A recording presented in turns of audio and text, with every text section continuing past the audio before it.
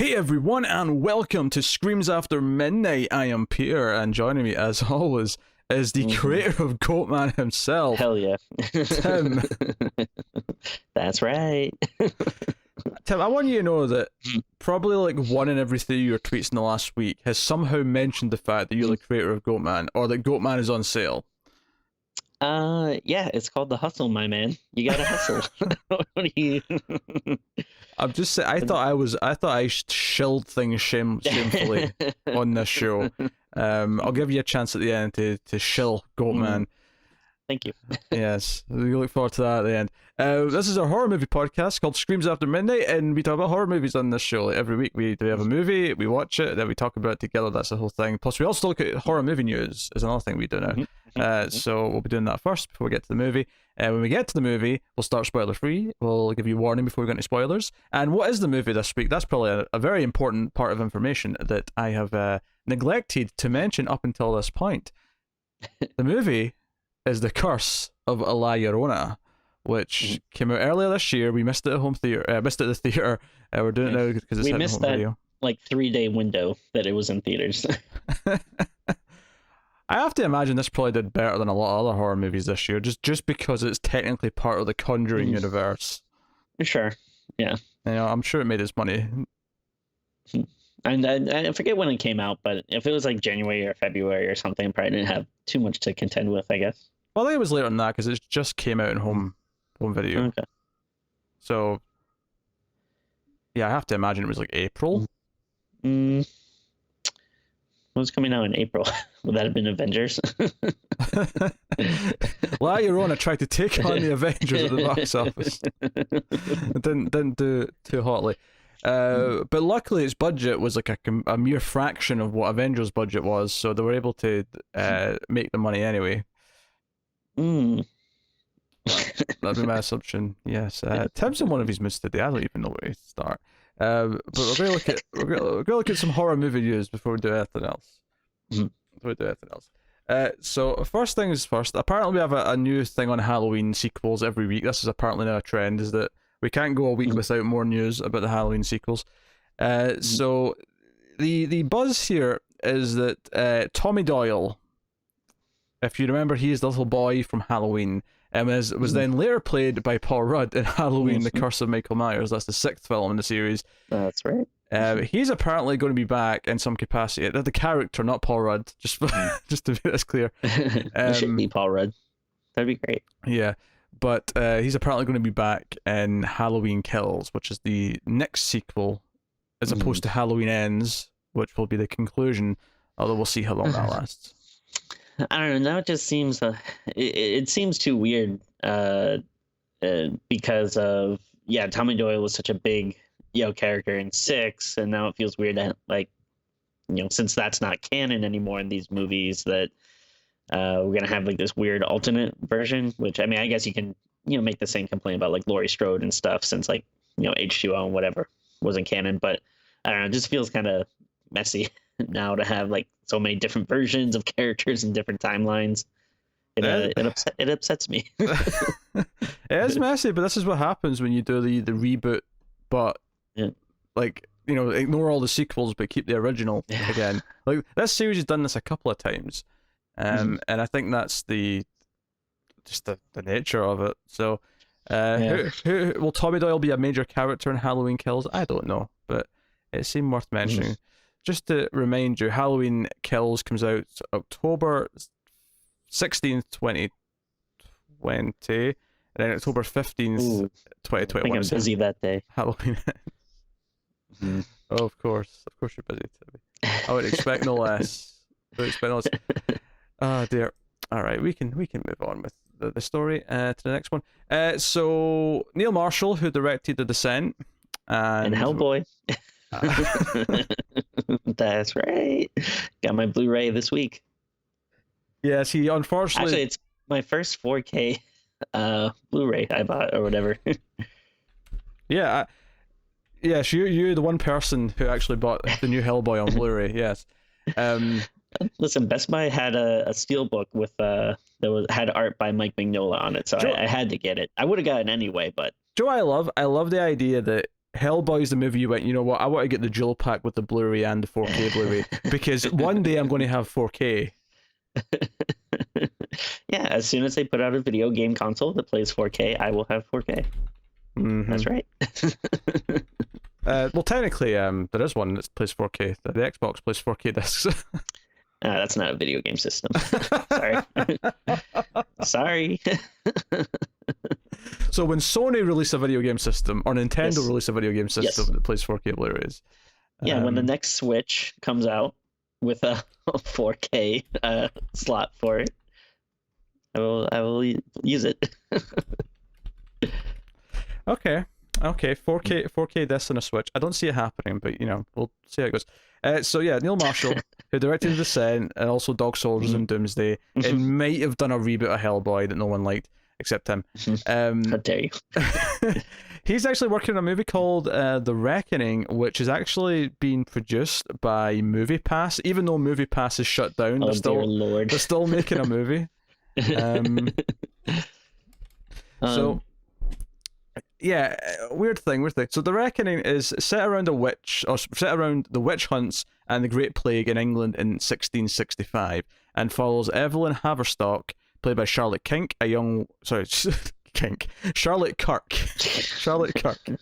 I think my mind's just putting dirty words into names now. Mine's in the gutter. I'm sorry, folk. She's a young widow, haunted by the recent suicide of her husband, Joseph, played by Joe Anderson, who is falsely accused of being a witch by her jealous landlord, Squire Pendleton, played by Stephen Waddington, after she rejects his unwanted advances. Sean Pertwee plays the witch hunter that comes in, who you may know as Alfred from Gotham. He's the tough Alfred Pennyworth from Gotham. Oh, seriously, you think I watch Gotham? Come on. well, that was more for the audience than you. I know you don't watch Gotham. I think I might have watched one episode, but yikes.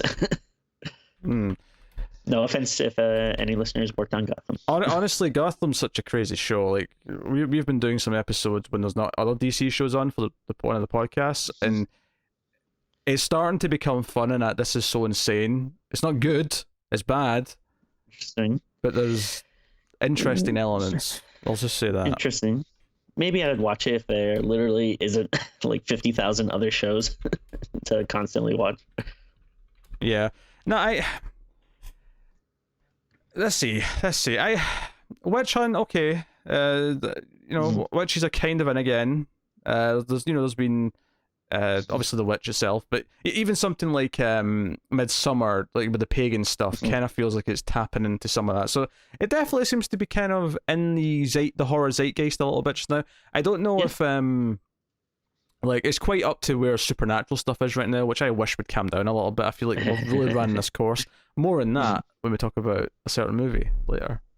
Oh yes, because it's in the title. Yeah, I don't know. I do like Neil Marshall, but I mean, he's definitely had misses. Like he's done like good enough stuff that I will still see his movies, but he's lost a little bit of goodwill. With some of his other stuff, so it's kind of hard to get like blanket excited. For honestly, my feeling for Neil Marshall is that he made one great movie called The Descent, and everything else he's made has been okay at best. I think Dog Soldiers is really fun, and then like Descent, I think is just fantastic, and then everything else I wouldn't say like it's not necessarily horrible. Like they're usually still watchable, but they aren't as like memorable. So I don't know. I mean, maybe once a trailer comes out, if it looks good or something, you can kind of get a little more excited. But for right now, it just doesn't terribly do too much for me. Also this movie, The Reckoning, is also going to star Matt Ryan, who is Constantine on the DC shows. So there's a couple of DC related actors they've got in there. So Marshall's co-writing with Edward Evers Swindle and Charlotte Kirk. And obviously Marshall's directing because he's a director. That's what he does. So that's The Reckoning, which is apparently still happening. Release date moved up for the Saw reboot slash Saw 9 or whatever Oh yeah. it ends up becoming. It was supposed to come out on October 23rd, 2020, but now it'll come out on May 15th, 2020, which I may be mistaken here, but I'm fairly certain this is the first time a Saw movie has not come out in time for Halloween. This is the first time it's been any other time of the year. It's always been around October, maybe late September, a push to, but close enough that it's still the run up to Halloween. Well, I mean, it makes sense. I mean, when you think in horror movie, you're thinking May. You're not thinking October, So it's that's good. To be fair, I mean, would you only want horror movies to only come out in October and like the rest of the year have no horror movies? Is that what you want? Of course not, but I almost exclusively only watch horror movies. I would say my intake is probably like 98% horror movies, but still, I don't know. It's just weird. It's like, especially for these big movies, like, October is such like a go time, that I don't know. I feel like each year we get like less and less horror movies. We get like, like one or two during October. Like, yeah, you don't want to only put stuff out in there, but I do feel like you should have more in October than we usually get. Yeah, that's fair. That's fair. I mean, I guess the hope is we'll have something better in October instead of a Saw movie. Sure, that's true. Yeah, that's my positive takeaway from this. I wonder if this is because we've got a new Halloween film coming out in October, and then you know what, like that's going to win because it's called Halloween. We can't compete with a movie called Halloween in October. Yeah, if they're banking on like getting by on the franchise name, if they're worried people will pick one franchise over the other, that's fine. But, yeah, and it works for us. I guess we get it over with sooner than later. Hey, at least we already went through the whole franchise. We'd have to do that again. We just need to Thank God. see the new stupid one. Hell, maybe that's probably different. Maybe this is the one that'll actually feel different. I'll hold out hope, but yeah, even though the director's the guy who did like 2 through 4, so maybe not. Oh yeah, that's right. Yeah, it's probably not going to be good. Yeah, probably not. So we got a couple of trailers to talk about then to wrap up the horror news. The first one we'll talk about is Gwen, which is an RLJE Films production. It's coming out on August 16, 2019 as a VOD, limited theatre release, but VOD. So something we'll probably do in August, but we'll see. So Gwen is a young girl whose life seems to be collapsing around her, struggling with her mother's mysterious illness, her father's absence, and a group of angry villagers threatening to take her farm. Gwen must find strength to guide her family through the darkness, but as a malevolent presence begins to take grip of her home, it becomes apparent that there is a greater evil that may be too strong to overcome. And the word villagers probably hinted at this, but just to make it clear, and this is from the trailer, this is not a present day movie. This is, olden times.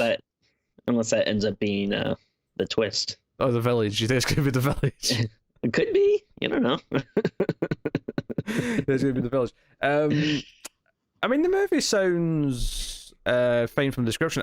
What did you think of the trailer? What did you think of the tone and the visuals? I thought it was a pretty good trailer. Like it definitely looks to be playing off, like of atmosphere and stuff, which I thought looked pretty good. I think like kind of like I saw like the headline for this, and it seems like people are kind of comparing it to things like The Witch and Hagazusa, but I get the feeling this isn't going to be as much of a slow burn as those movies. Like I do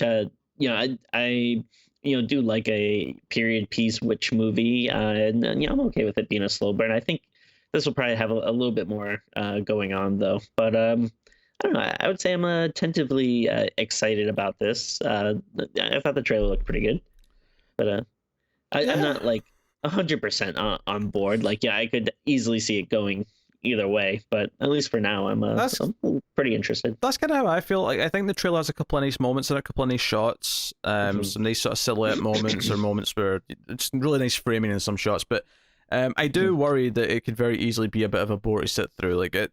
Whenever I have like villagers and stuff like that in a movie, like I always just kind of get this vibe of like certain movies that I caught in TV growing up that were terrible, and I just associate certain genres with things that I think are bad, even though there's obviously good examples, right? Obviously, because I love The Witch, which was great. Hagazusa was not as good. Did have some good stuff in it though. and wasn't a regretful viewing experience. Sure. So interesting that we seem to be getting more in this kind of realm. Yeah. This is a British set movie. If I think I almost heard a Welsh accent at one point. It might even be set in Wales, which is bizarre. Or at least one of the actors I think is Welsh. So, Hmm. A lot of witches and Welsh. and Wales, you mean? Tim, Witches in Wales.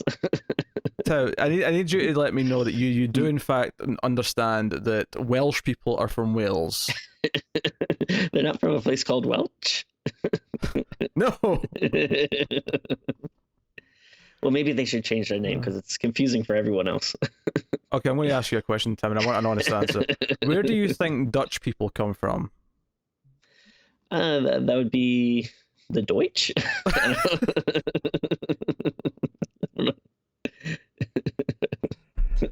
Answer's Holland, Tim. They come from Holland.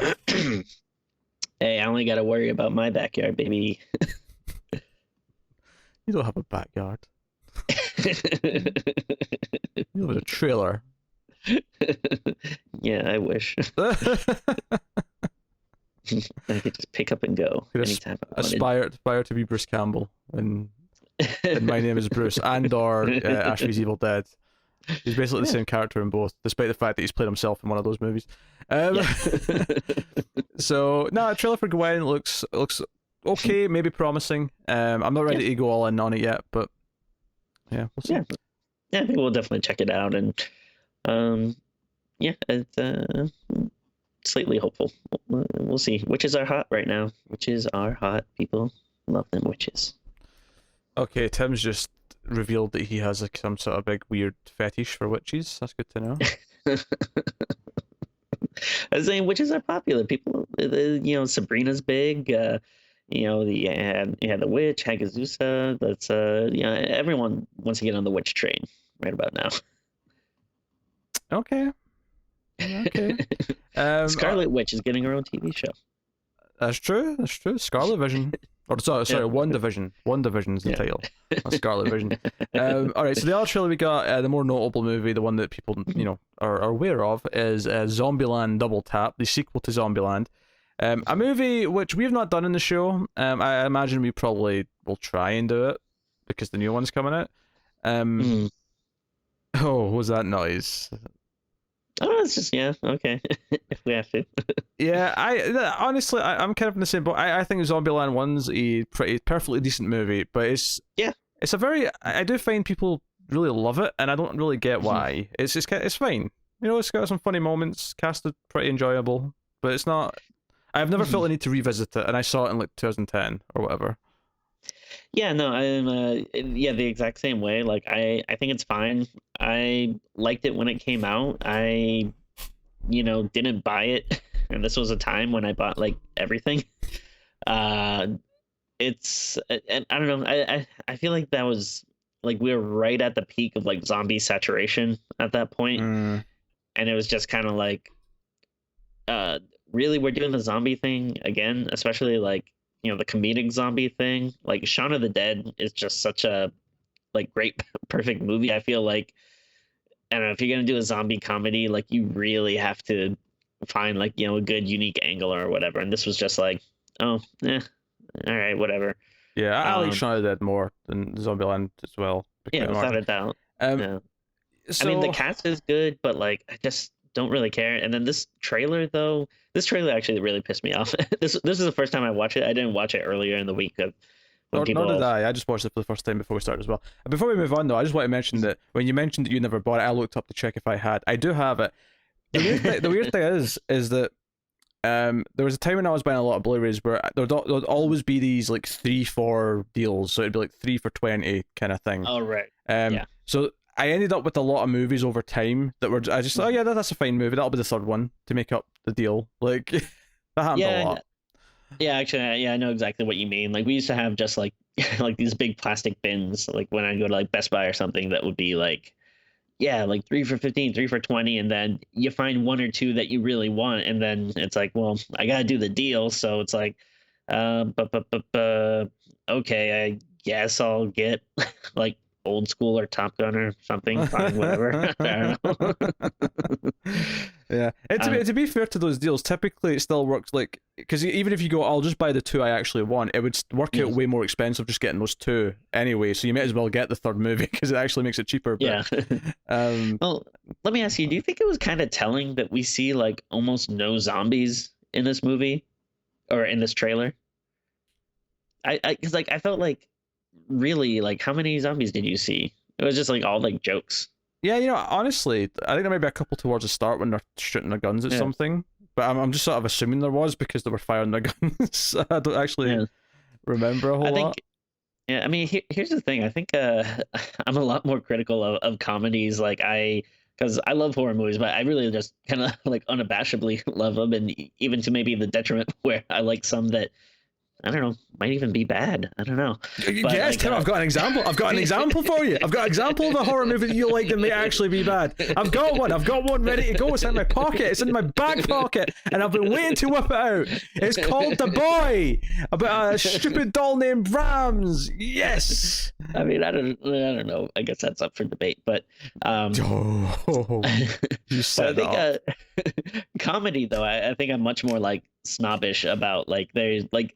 Definitely, like with a lot of comedies, I kind of turn my nose up, and that's when I go like, ugh, people like that or whatever. And especially the way like jokes are just so like, that's just like the easy, dumb, hacky way to do a joke. And even the trailer, like the stuff they're doing feels like so like dated. Like they're showing the shots where like someone jumps and then it's like slow mo, like that just feels like such a early 2000s kind of thing. And then like Joe, it's funny that you brought up Shaun of the Dead because I didn't even think this when I was watching the trailer, but there's a joke in this trailer at the end of the trailer, which is directly from Shaun of the Dead. It's where they meet another group that are the same as them, like the same sort of counterparts, where we don't get to see all four of them, but we see like the Woody Harrelson counterpart, which is played by what's his face, Luke Wilson. And then we see the guy who's kind of there, Jesse Eisenberg. We don't get to see their version of Emma Stone or whatever yet. I assume they're going to be there, though, because that makes the joke work, is that there's all four of them. And then they do, like, this stupid, like... I feel like this is, like, 70% of, like, comedies now, where, like, the joke is something weird is going on, and then the other person, like, is just commenting on it. Like, so, like you're saying, this joke is that these people that are very similar, they all meet up, and then that just can't be the joke itself. It has to cut to Emma Stone's character going, is anyone seeing this is crazy, right? Like I feel like that is like so much of comedies now, and I just hate it. It's always like someone just have to make like a snarky meta comment like, isn't this stupid? It's like, yeah, you wrote it. So, the comedy comes more from the commentary of what's happening rather than what's happening. Because one of the things that makes that joke in Shaun of the Dead work is that no one really like comments on it. They just kind of nod at each other, exactly. And it's just it's there, and it's for us to kind of laugh at because like this is ridiculous that there's an identical group. Yeah, there's a lot of like I like a lot of like kind of like dry British humor, and again maybe that sounds like kind of like a snobby thing, but I like that like people aren't constantly like making those kind of jokes and having to comment on the situation and stuff. And I don't know. Honestly, like I watched the trailer and I was just like, whatever. But now after talking about it, I'm actually legitimately mad. Like I don't know. This is, and it also does the really stupid thing where like I don't know. Offhand, do you have when the first one came out? I guess 10 years ago, 2009. That was 10 okay. years Yeah. ago. So like I just don't understand why in the hell like you need to do like a sequel 10 years later, especially like comedies sequels usually end up being like so bad because you either just recycle the same jokes from the first movie, which again it's like, all right, why are we doing this? These are literally just the same jokes. Or you try to do new stuff, but then people get upset because it's like, oh well, this is different. Like what happened to the jokes I liked from the first one? Yeah, like, Joe, it's funny. People always talk about sequels never been as good as the original. It's kind of something that's died away over the years. I remember that being a big thing people said a lot when we were younger, and it's kind of died away because no, there's actually enough sequels now that have surpassed the originals that you just kind of you can roll with it. I think comedy actually though is maybe one of the genres where that myth kind of was really heavy because like there's very few comedy sequels that are as good or even just not bad compared to the original. The only examples I can think of really in my head would be The Pink Panther movies, the first one was not even close Mhm. to being the best of that franchise. Okay. And I I'm would make, assuming you're talking about the originals. of course, obviously, yeah, like All Pink right, just Panther, making sure. the Pink Panther Strikes Again is the best one in that franchise. That is a great comedy, but it's like the third movie. You know, Yeah. it's just that. Um, I might make an I don't know, argument like for a couple of the Police Academy sequels, but I'm not going to die in that hell. I guess like I mean, growing up, I liked Wayne's World too, but like if I watch it now, I have no idea. I mean, I don't even know if the first one holds up. It's been forever, since I've seen Well, those. well, I think there's some sequels that I do like. Like I actually really like Ghostbusters 2, and some people love shitting on Ghostbusters 2. But I'm on the same boat. I like that a lot. yeah, I like Ghostbusters 2 a lot. I remember liking Wayne's World 2, but I mean, it's been long since I've seen either of them at this point, so I don't Yeah. even know what to say in my opinion on those are anymore. Um, I had another example in my head though of a comedy a sequel that held up with the Adam's Family Values. There's your one example of a Okay, that's a good one. one that Yeah, got I'll give better. you that one. Yeah. Adam's Family Values is better than Adam's Family. There you Mhm. go. Yeah, I like that one. Uh, yeah, that's a tough one though. Yeah, I can't really Because it's think telling. of. I'm looking up at like the comedy section of my Blu-rays, and there's very few sequels there at all. Like, Yeah. all the other genres like sci-fi and horror have tons of sequels in there. Mhm. There's very little in the comedy section. Yeah, it's just I much prefer something like with speaking of Shaun of the Dead, like I like that. I would never. I would rather have like if you have these funny people, like yeah, make another movie, but do something different. Like you go with Hunt Fuzz next. Like I think it's better maybe to have like thematic links between movies versus wait, like. wait. So you don't think we'd be complaining if they did a movie with these four actors and it was a cop comedy and like, given that we're already comparing Zombieland to Shaun of the Dead, you don't think we'd look at that and go, "Hey, wait a minute." Well, no. Well, I'm just saying, like, I mean, yeah, you can make comparisons or whatever, but I don't know. When you're dealing with comedies, I think rather, sure, if you want to get the team back together, but just try something new because otherwise it just feels like you're recycling the same old jokes. Like, if even if they announced they were doing like a Shaun of the Dead 2, like, the team has enough like goodwill for me that I would, go see it and stuff, obviously. But if they announced it, I'd be kind of like, oh, it's weird and unnecessary. Mm-hmm. You know? I don't know. Again, I'm sure we'll see it. There's But some new characters. Rosario Dawson's in there. There's like a hyper over active bimbo character, because comedy. So yeah, it's the things we'll we have.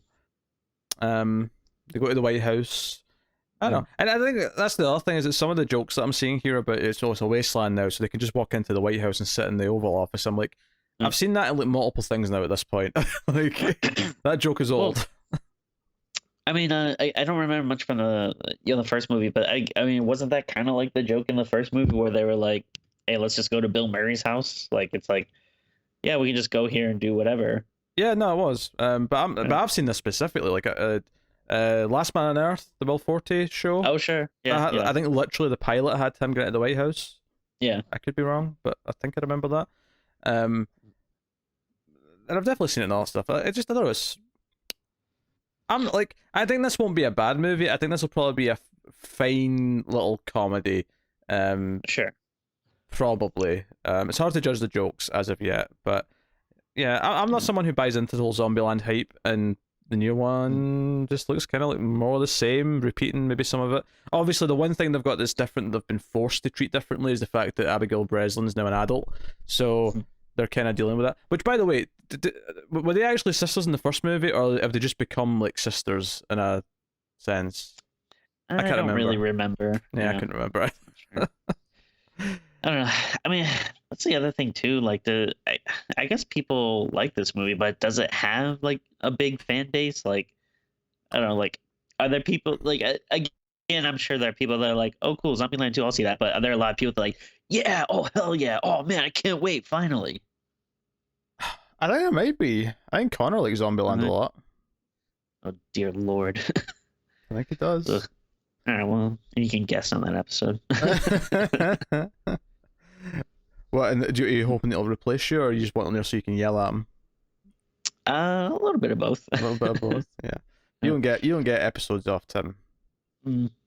I guess as soon as I can afford that Tim look-alike mannequin that I can just put in front of my what do you call it? Computer camera. I don't know. Webcams, the phrase you're looking for, I think. Yeah. Oh, sure. I like the idea of you setting up a Tim mannequin, and you'll still be here to talk about it. But you'll have like a mic, and you'll be in the bath. You're talking from the bath with some headphones on, and we'll just have like a mannequin sitting there for the camera with a little speaker. Honestly, it doesn't sound too bad. Yeah. So, Zombieland Double Tap.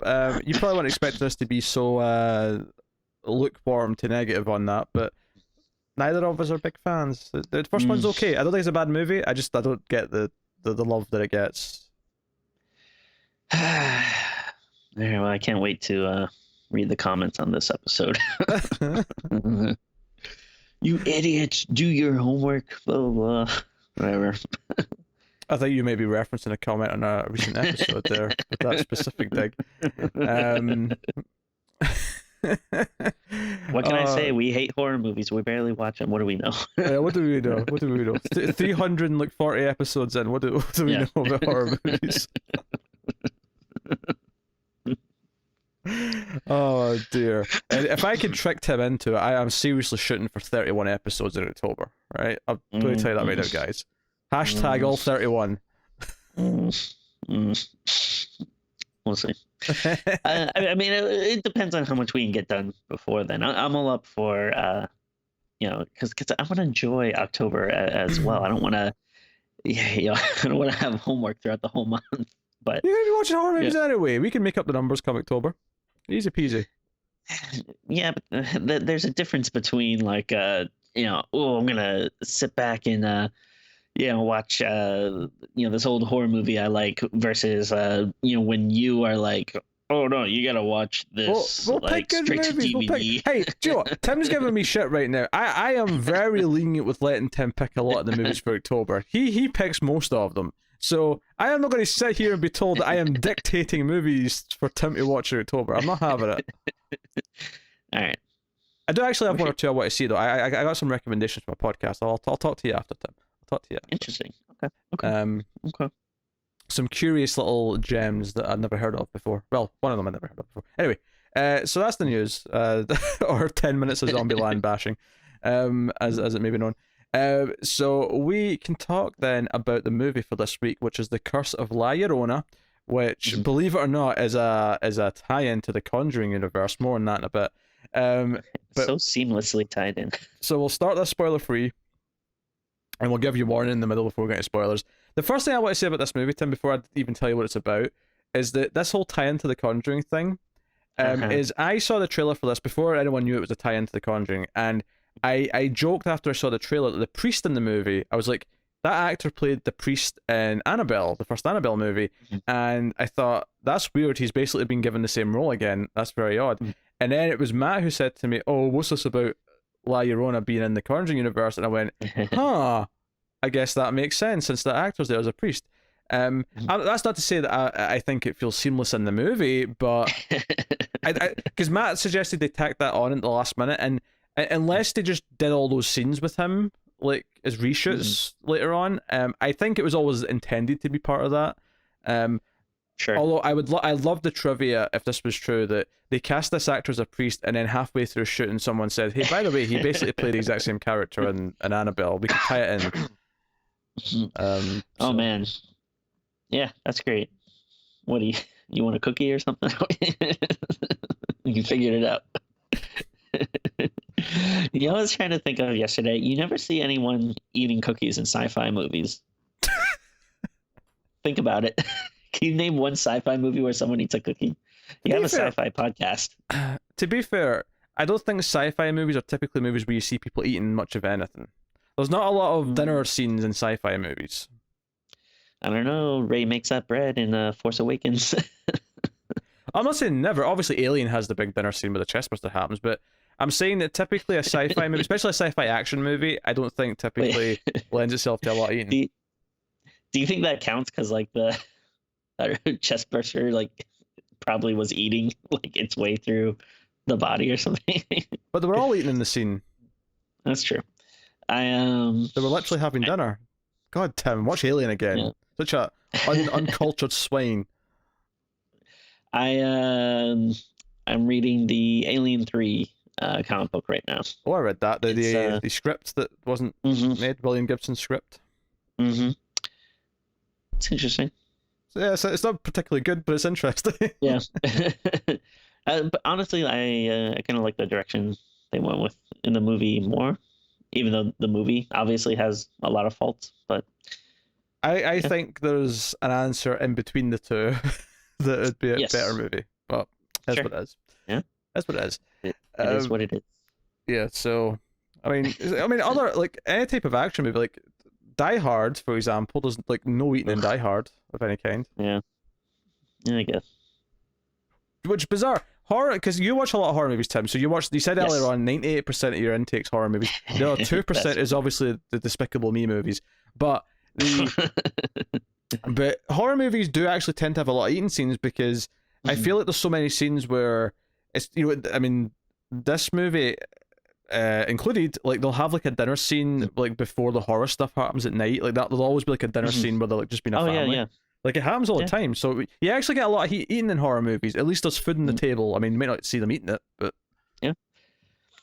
No, I mean, we did one of our Patreon movies. We did the Ice Cream Man, which was just chock full of delicious foods. That wasn't real ice cream. They were using like paint mixer or something for that. I don't know. That was disgusting.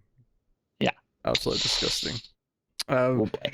So, Curse of La Llorona, the Weeping Woman, which once someone pointed out that that's what La Llorona is, I was like, oh yeah, that's the first episode of Supernatural. I've seen this legend, but this isn't something they made up for the movies. This is a real legend. Well, you know what I mean. Like it's an actual myth.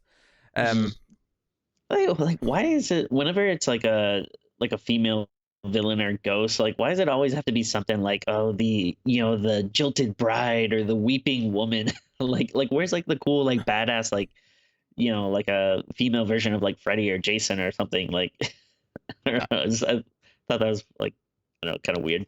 My answer for you, Tim, why that's a trend in myths and legends is one word. It's called the patriarchy. Yes. And down with it. Down with it, indeed. And that says that it's kind of like how for a long time, like not every movie, but like if a woman was the main character, it had to be about protecting kids, or it had to be about it had to be a romantic movie. Which is what this movie is about. Well, I mean, it is. Which there's nothing wrong with that on its own. There's nothing wrong with that movie being about that, but the idea that you can't have a story like, I don't know, Kill Bill, and yes, the motivation in Kill Bill is to get to her daughter, like, but to a point, but like, but she's a badass action hero. There's a difference. There must be like a female version of Freddy or Jason now. Yeah, I can't think of one, so maybe you're right. Maybe there isn't. Yeah, I mean, yeah, I'm sure there are examples out there, but I'm sure the majority of it, like, it's just this kind of stuff. None that have taken off, certainly. There's none that have become as big as those characters. Yeah, that's a shame. It's a shame. Sounds like that one female Cenobite, I guess.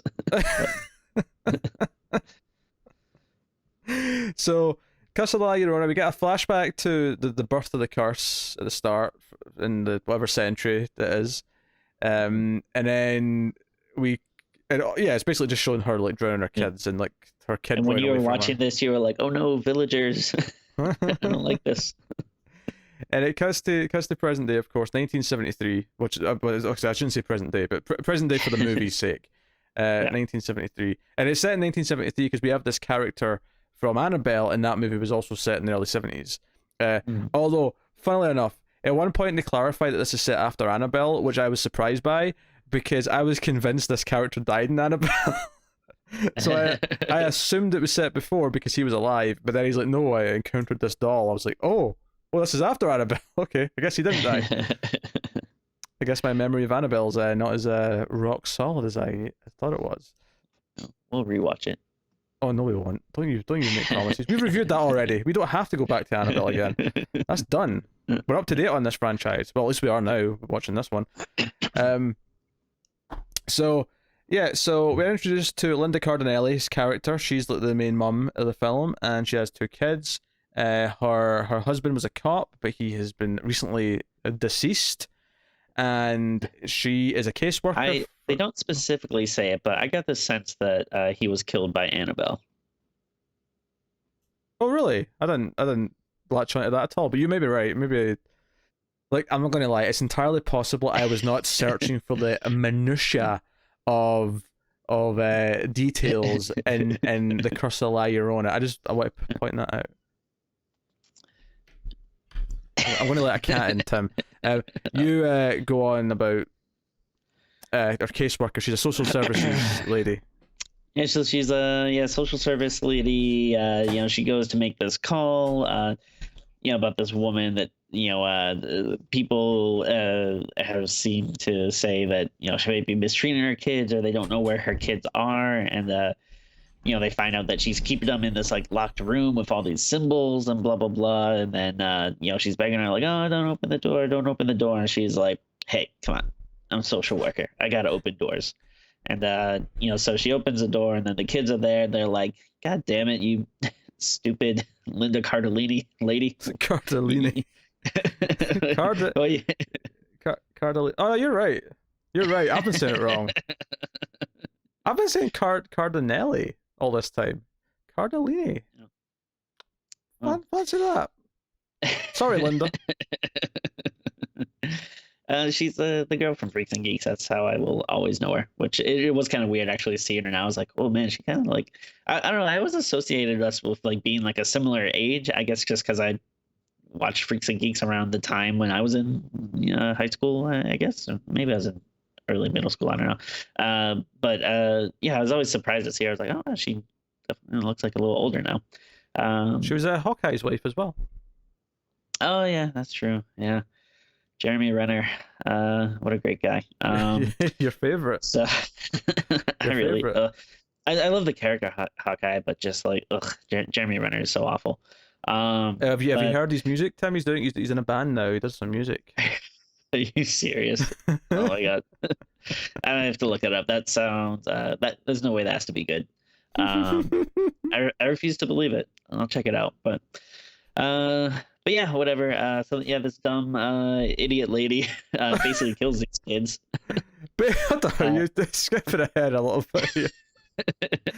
Skipping ahead a little bit. So they take the kids out of custody.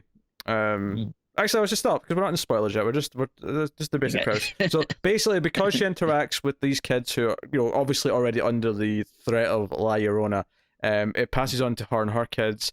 And obviously, over the course of the film, creepy stuff happens, and they eventually have to get Tuco from Better Call Saul and Breaking Bad in, because he's like the renegade ex-priest who comes in to deal with cases like this. And I don't know, he I don't remember him from those other shows, but was he good in those? Yeah, well, I mean, I think yeah, he was playing this tough gangster dude, but yeah, he did that well, He just seems so bored in this movie. Like it just felt like he was really just like walking along, going like, "Oh, yes." I think it's the direction. I think it's how he's been directed. I honestly do, because everyone in Better Call Saul comes off as a great actor. Every one of them, and I think direction's a lot to do with it. His character here is thankless. He is this, he's the stereotypical mystical dude who comes in. And one of the things that really stuck out to me about his character is that every time he talked about La Llorona, like he always just knew everything, and he knew what the rules were, and I like a horror movie with the rules. I do, especially when it comes to supernatural stuff.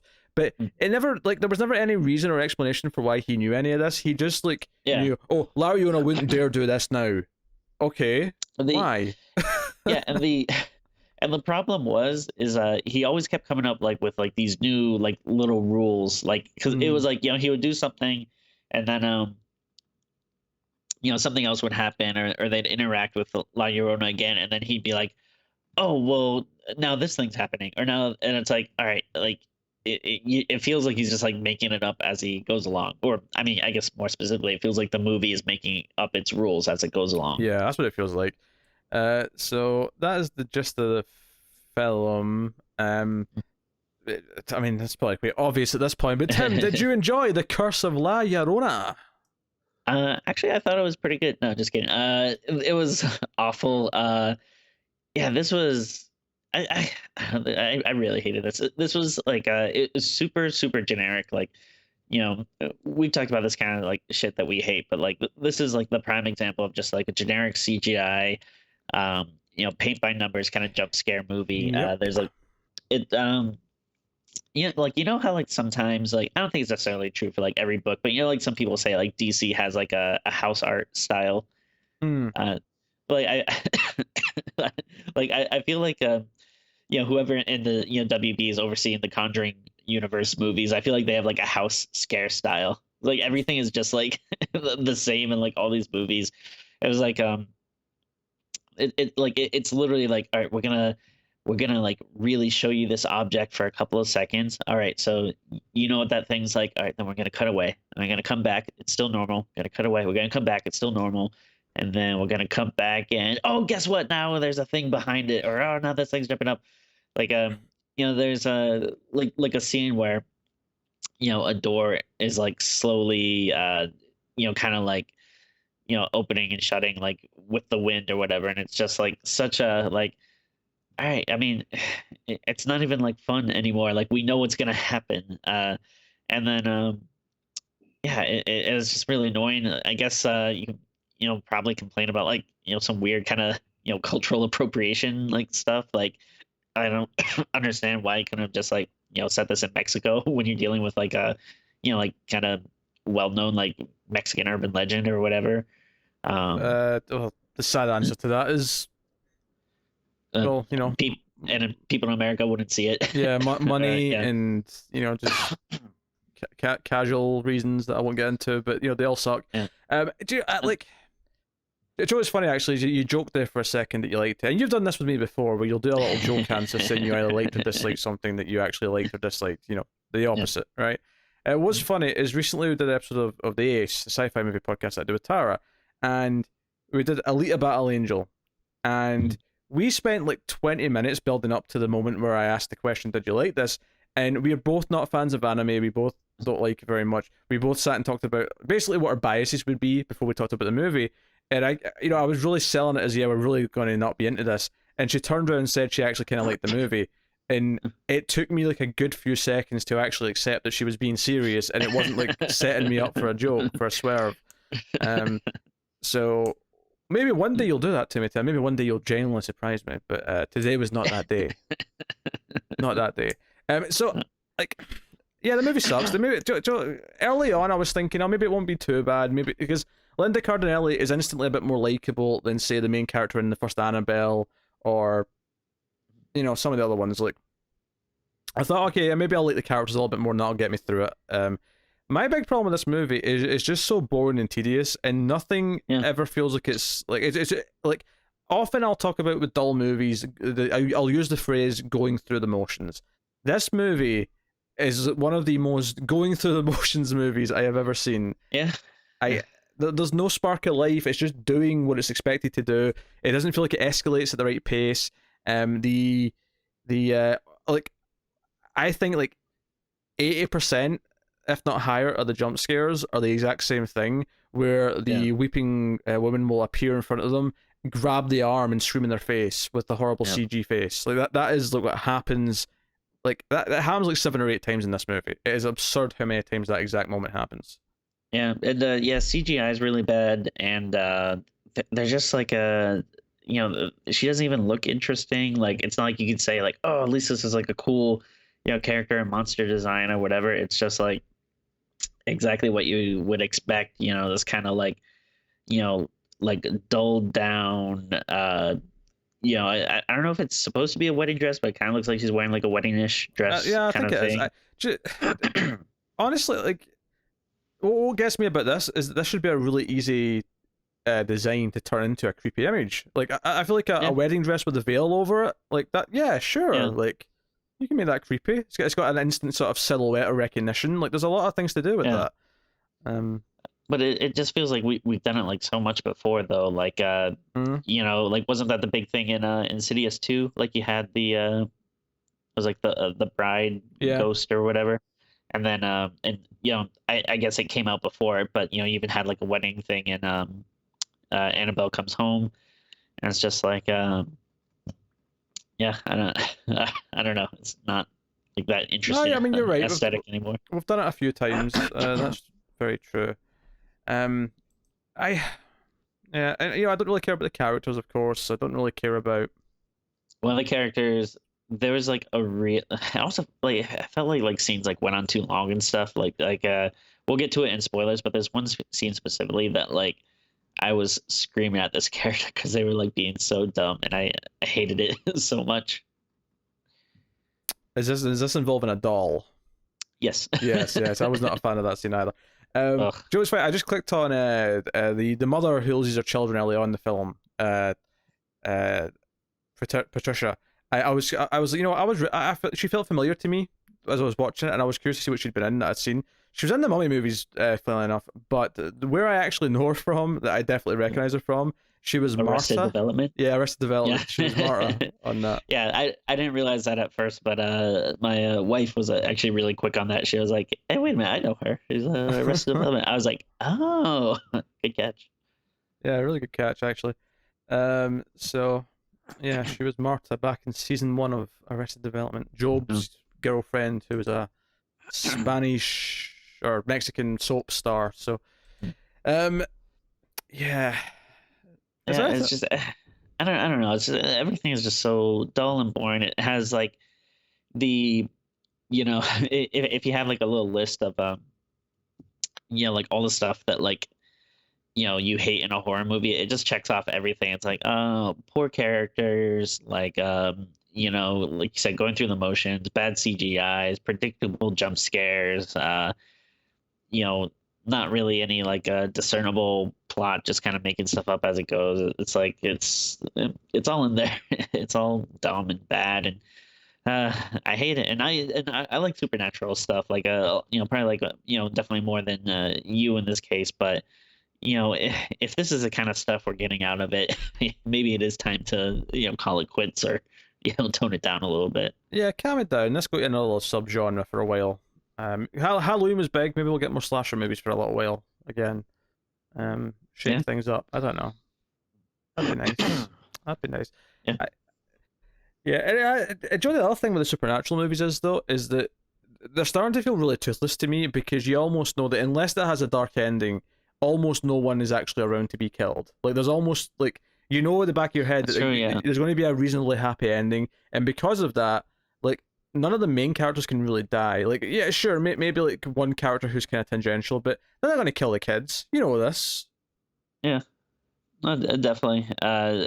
Yeah, that's a good point. And where are the horror movies like with these big body counts? Like, Yeah. you don't really get those as much anymore. And it's not the sole thing that makes a horror movie good, but it's just I'm starting to feel like more and more of what I'm seeing is like, yeah, there's no body counts in this. There's no threat really. I mean, okay, the ghost is supposed to be a threat, sure, but there's only so many movies where I'm like, oh, the ghost is trying to take my children. Like, like, and I love Insidious, but that's kind of what that movie. I mean, there's a bit more of a twist to it later on, but Yeah. that's what it felt like for a lot of that movie was, and I love that movie. That's not a complaint on Insidious, but Insidious was 9 years ago, Yeah. and we're still doing it. Yeah. And like I do kind of like a happy ending, but like I don't know, everything is just starting to feel like so cheesy. Like everything is just like, oh, through the power of like friendship and our faith in God, we're able to overcome the evil. Like, yeah, it's like, all right, it's getting to be too much. And the ending, Yes. like the way the movie ends, like the way they kind of, I mean, mild spoiler, the way they kind of win, doesn't make much sense to me. It's just like I don't feel like they set up the defeat or like how they stop her at all. It just comes out of nowhere. There was, yeah, the thing that happens in the end, like I turned to my wife and I was like, wait, so like is I guess I can't say it without spoiling, but Well, okay. it Well, was in, like, in that case, full spoilers from this point on for Yeah. the Curse of La Llorona. Well, like, so yeah, I basically like, turned to my wife though, and I was like, "Wait, so is she a vampire now?"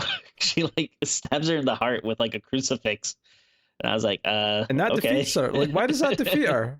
I don't And then she understand. basically turns into like Venom, like all this like black goo starts like twirling around. Oh I was yeah, like, was she a symbiote? it's a horrible CGI scene. It really is. It's everything I hate about modern supernatural movies rolled into one. And you know So what? And the other thing too is like she always wants to and I think this is like a trope of supernatural horror movies too, where it's always like they just want to drag you like outside, I like know.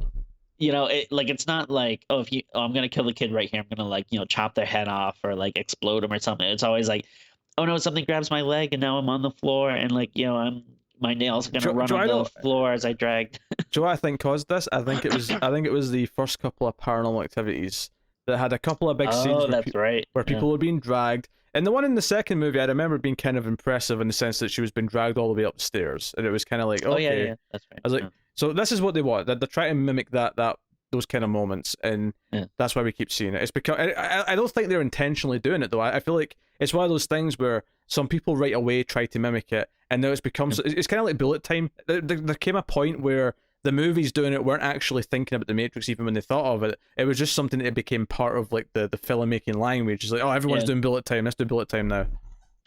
Oh yeah. Also, like, I know like we're jumping around a bit, but another scene that made me angry, and this was like the really big, like prominent scene in the trailer and everything was The car, the bath or the bathtub or the scene. bathtub.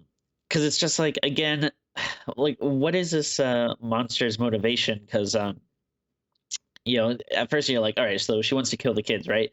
But then like they have this scene where it is like very like tenderly washing the kid's hair, which is creepy, sure, but I'm like, all right, La Llorona, do you want to give the kids a bath or do you want to kill them? Because you can't do both. Like, Well, you make up your mind. do I know why I'm not like a huge fan on a blanket way of supernatural movies? Like, I love Insidious. I think the two main Conjuring movies are pretty good. And obviously there's examples from further back that I like. But the reason why I would say that I'm always hesitant and skeptical of supernatural movies is, part of because a lot of the bad ones, this one included, what it always feels like to me is that they thought of some moments they want to do first. They thought of some set pieces, some creepy moments. They want her, washing the kids' hair. They want her, appearing in this mirror. They want someone being dragged out the door, and then they build the plot around it. And it's just a messy reason after reason to get to these moments, and it does. And hell, not even reasons. Like, they just kind of happen.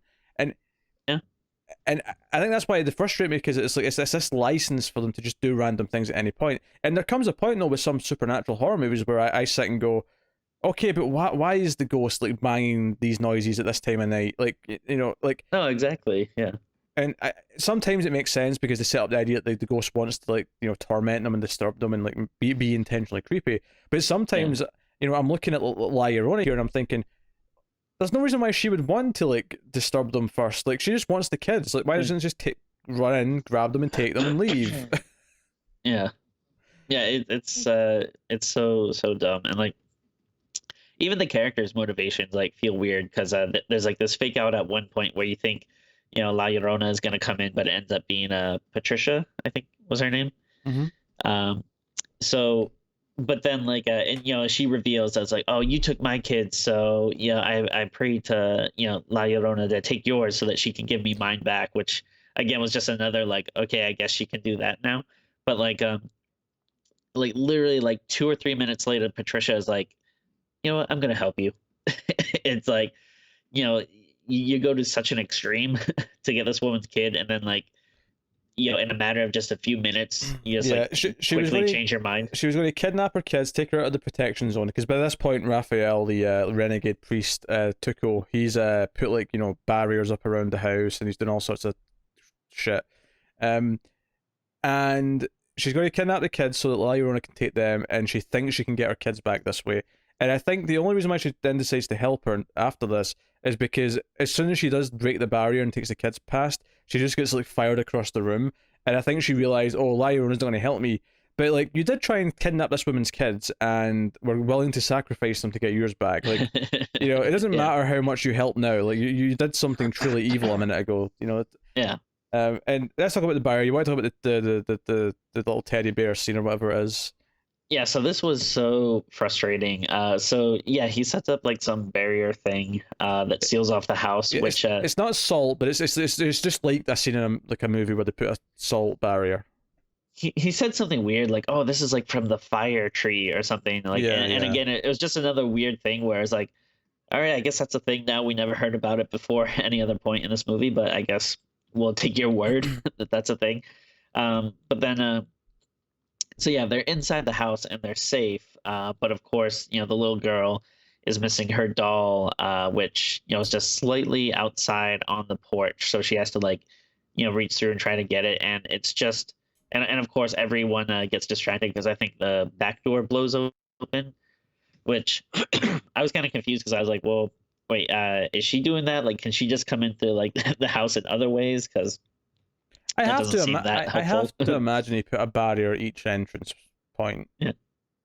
But then, like, she can just blow doors open though. Like, I don't know. It's like I don't understand like why. Well, I think she can Like, blow the doors open, but I don't think she can actually cross the barrier. I don't think she can like step over the line of the tree, fire tree. yeah. So Okay, but then so yeah, so like everyone's distracted, and then the little girl is trying to reach for a doll, and it just feels like it goes on forever, and it's so annoying. Uh, like as a kid, like there'd be times when I'd get scared or something, and I'd be like frozen stiff. Like you're telling me a kid just went through like all this crap, and she, is not going to, she's gonna put her life on the line to get this doll back. Especially when you can easily have like your mom get it when she gets back. It was just so dumb, and it seems like again going through emotions kind of thing where it's like, well, we set up this barrier, but I guess now we need to think of a way to break it. Um, and it happens like so fast. It's like they literally just set up the barrier, and like already like 2 minutes later, like they break it. It's just so frustrating. It's just one of those things where you're really yelling at the character for being such an idiot, even though they are a little kid. Like I still found it like unbelievable they would do that. yeah, it was a frustrating And scene. It was and just she a doesn't stupid break reason it for when it. she yeah, and she doesn't break it when she's like leaning over, but when she grabs the doll and like drags it back, that's what breaks it. And, it's so frustrating. Yeah, yeah, that's frustrating. And there's other parts of the movie, like she's a caseworker, as we said, for child services, and she like has this weird dispute with like another coworker at the start, where Oh yeah. the coworker's been given this case that the one with Patricia, that leads to the kids dying, and she says to her, she wants to speak to someone like you, and there was no hint before this that there was anything wrong with Linda Cardellini's character, but she's like, someone like me, and I'm like, yeah, now you've got a point. That sounded racist as shit because the woman in question happens to be Asian, Yeah. and she's like, oh, because I'm a mother too, and because I've been working with her for years, she knows who I am, and like, okay, those are all fine Yeah. reasons. You should have opened with that. Your phrasing was a Yeah. little bit off, but they do this thing where obviously, one of the things that happens is that it looks like the kids, because we have them in the like the foster home or whatever it is, before they die, right? They're drowned by La Llorona. It looks like they've got these burns and bruises on their arms, and it looks like someone's been abusing them. And obviously, once La Llorona is after, Linda's kids, it becomes clear that it's going to look like this too to everyone else. So because the doctor sees some of these markings on her son, we have this scene that they wanted, which clearly is the only purpose for having her earlier on in the movie, is that they have her friend who's a cop because it was like her husband's partner, and this other person who works for child services that she had a fight with, or not, I wouldn't say a fight, but had this dispute with at the start of the movie, is then here investigating her.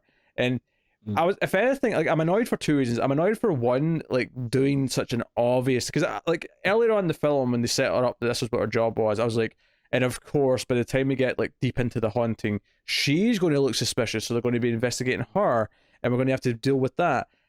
But at the same time, I'm almost annoyed as well that they didn't do enough with it. I felt like they had one scene where they come, like see the cop who's a friend who knew your husband and this other social worker, we never see them again after the scene where they come and like talk to the kids, and Yeah. it's a fairly quick scene and it never comes up again. Like it literally never comes up again that this is a plot point that they think she might be hurting her kids.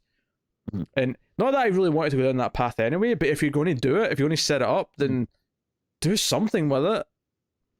Yeah, it feels like there's a lot of stuff like that um yeah, we're giving these unnecessary like scenes or details that like don't really matter. Like yeah, like even the whole thing with her, husband like being a cop and stuff, like it felt like maybe you would get something more out of that, but just as like a weird like aside. And then yeah, like all these scenes yeah, with the child endangerment stuff, like it feels like yeah, he probably could have done more of that. Like maybe they actually take the kids away, and then she has to like break in somewhere to get them back, and while she's fighting off the, La Llorona or something. Like, Yeah, seems like there's more you can do, but just so like it's so forgotten. I was trying really hard to think of the purpose of her having this ex, this husband who died who was a cop. Yeah. And I think the only real reason for it is the idea that you're sympathetic towards her because she's having this struggling time. She's a single mother, and their kids are all she's got, and she's having to fight to sort of keep them, right? Which is a typical horror movie thing. The idea that you give this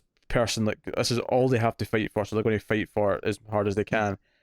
But a better movie would have like made this more of a thematic link. Okay, so like let's say because her husband is dead and was a cop and he died protecting people, maybe she would be hesitant to protect people. Maybe she would need to step because she'd be too scared of something happening, like what happened to her husband, Sure.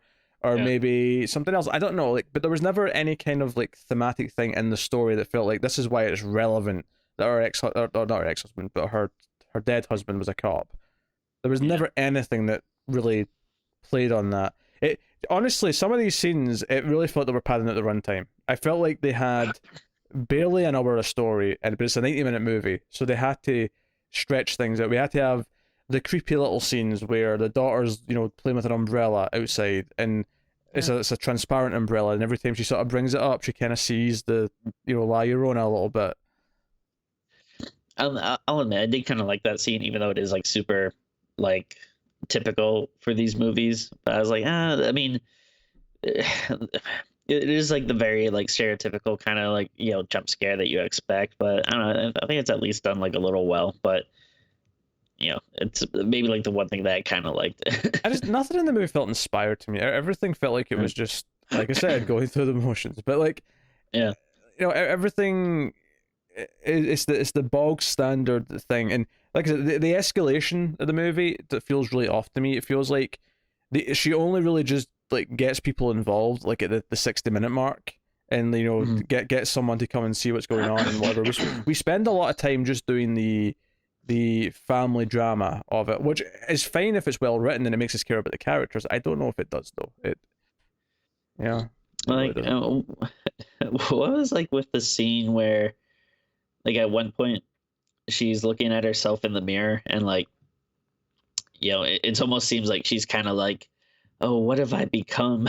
Like when she like looks at a reflection or whatever. I don't know, it just seemed weird.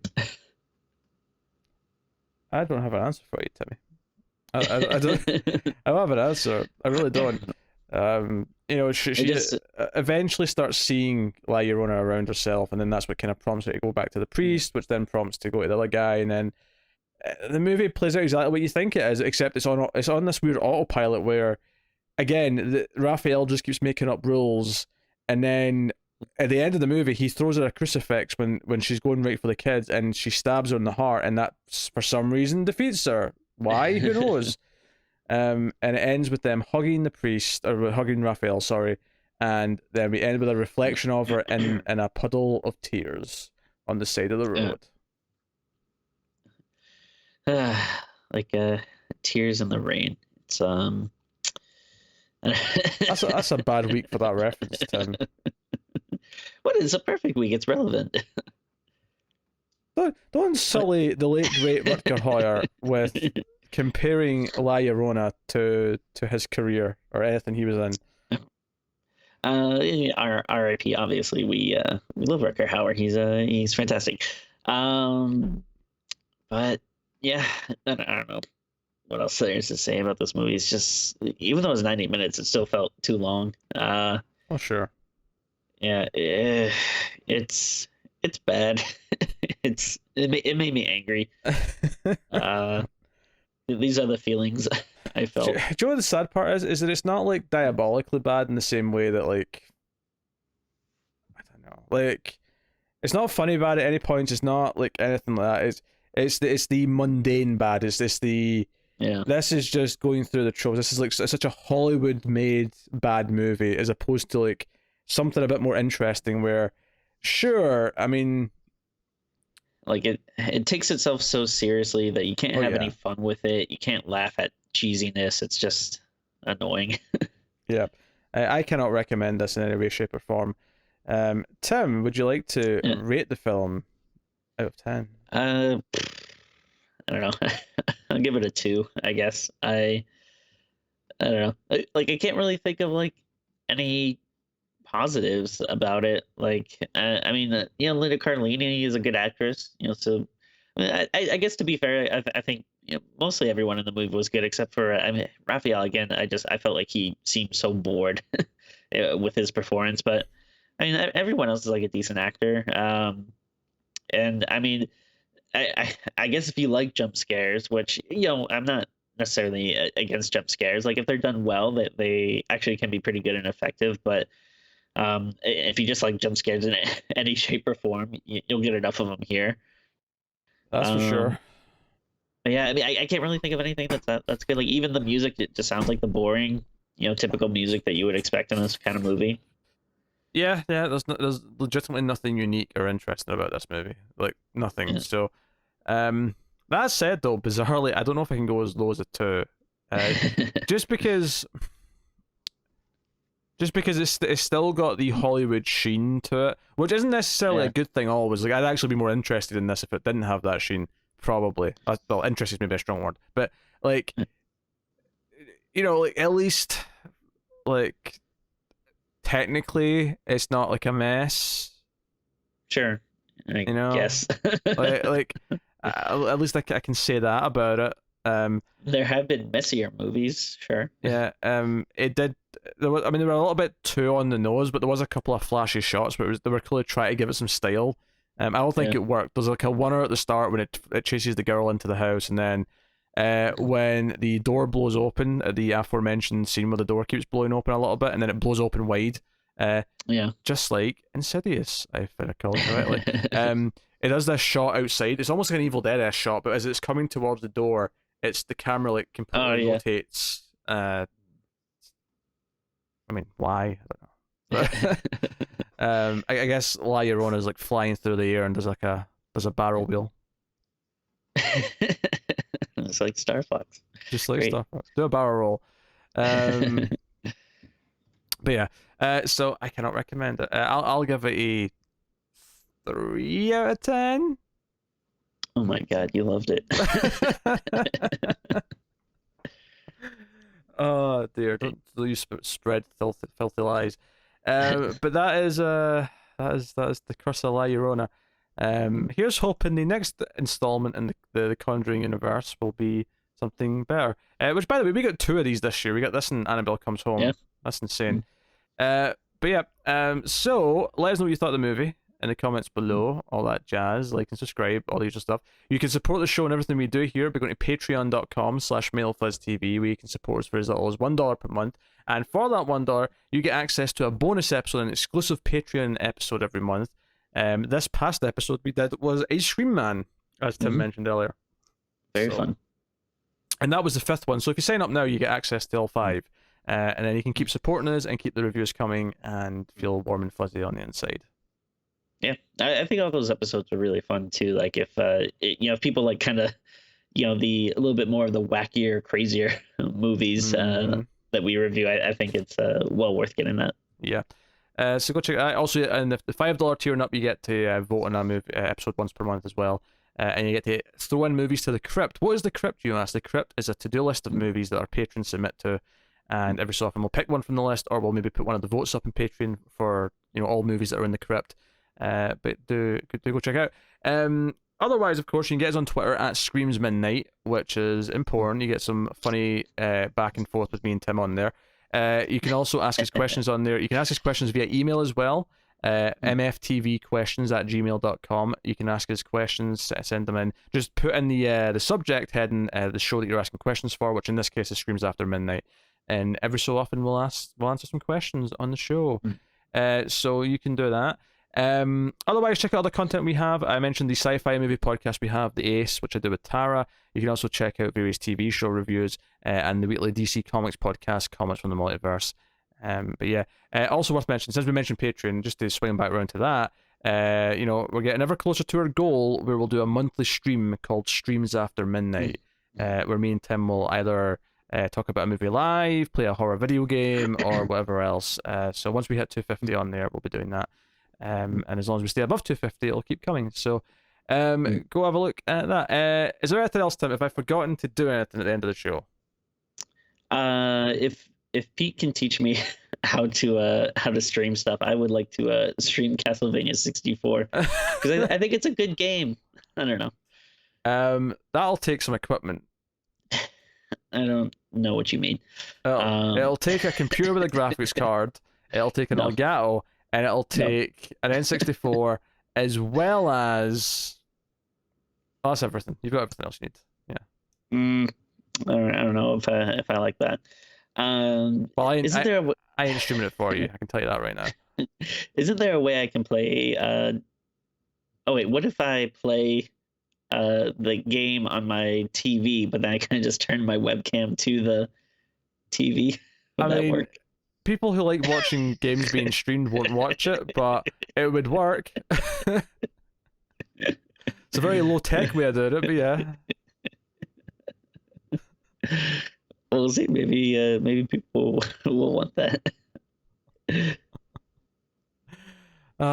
Dear. But yeah, Streams After Midnight. Go support us on Patreon if you want that to become a reality. Anyway, that has been us. That has been Screams After Midnight for this week. So thank you once again for watching or listening. We always appreciate it. Also, rate us actually on your podcast app, Apple Podcasts, whatever else. Give us a rating. 5 stars. Tell us how great we are, and it helps people find the show. So go do that. That is us though. So thank you once again for watching or listening. We always appreciate it. Keep watching scary movies, guys, and we will see you next time.